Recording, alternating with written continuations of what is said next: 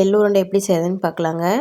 நான் ஏற்கனவே வீடியோ போட்டிருக்கேன், அதெல்லாம் நீங்கள் செக் பண்ணி பார்த்துக்கலாம். இப்போ இதுவும் எப்படி செய்யுதுன்னு பார்க்கலாங்க.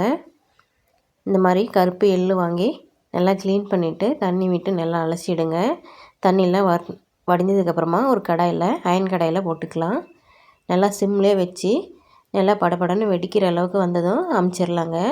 சிம்மில் வச்சு வறுத்துக்கோங்க. நல்லா சூடெல்லாம் ஆறுனதுக்கப்புறமா மிக்சியில் பல்ஸ் மோடில் போட்டு நிறுத்தி போடுங்க. கொஞ்சம் நைஸாக வந்துடும். ரொம்ப வேகமாக போட்டிங்கன்னா அதில் இருக்கிற எண்ணெயெல்லாம் வெளியே வந்துடும். அதனால் நிறுத்தி ஸ்லோவில் வச்சே போடுங்க.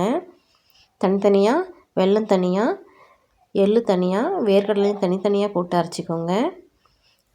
எந்த கப்பில் வெல்லம் எள்ளெல்லாம் எடுத்திங்களோ அதே கப்லேயே அரை கப் வேர்க்கடலையும் லைட்டாக வறுத்துட்டு சூடு ஆறுனதுக்கப்புறமா போட்டு பல்ஸ் மோடில் இந்த மாதிரி கொரப்பாக அரைச்சிக்கோங்க. 1/4 ஸ்பூன் ஏலக்காய் பொடி, 1/4 ஸ்பூன் சுக்கு பொடி போட்டுக்கலாங்க. எல்லாத்தையும் ஒன்றா கலந்துருங்க. நெய் வேணும்னா ஆப்ஷனல் தான், நெய்யே தேவையில்லை. இதில் இருக்கிற அந்த எண்ணெய் பசையே போதுமானது. வெல்லமும் நம்ம கைப்படப்பட ஹீட்டில் அப்படியே கொஞ்சம் கொஞ்சமாக கரைய ஆரம்பிச்சிடும். நம்மளுக்கு உருண்டை பிடிக்கவும் கரெக்டாக வந்துடுங்க. இல்லை நெய் வேணுனாலும் நீங்களே விட்டுக்கலாம்.